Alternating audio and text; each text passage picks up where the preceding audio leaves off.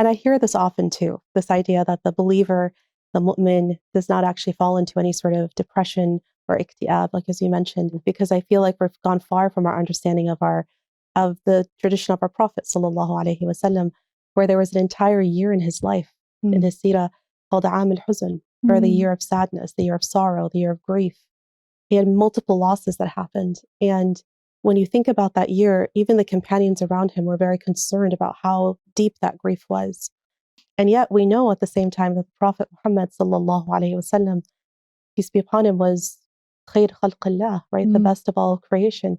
So you have someone who is so incredibly connected to Allah subhanahu wa ta'ala, to God. And at the same time, that does not take away from feeling grief or sorrow. And every day that he would wake up, we know that there's athkar, kind of remembrances of the sabah and masa, morning and evening. And one of my favorite is the one that he says in the mornings, where he says, it starts off with, Allahumma inni a'udhu bika min, oh Allah, I seek refuge in you from worry and grief. And acknowledging that these are real human emotions. Even as best of a person you are, you're still going to experience these emotions because Allah created these emotions. So when I hear people say this, it's almost like we've forgotten part of our tradition.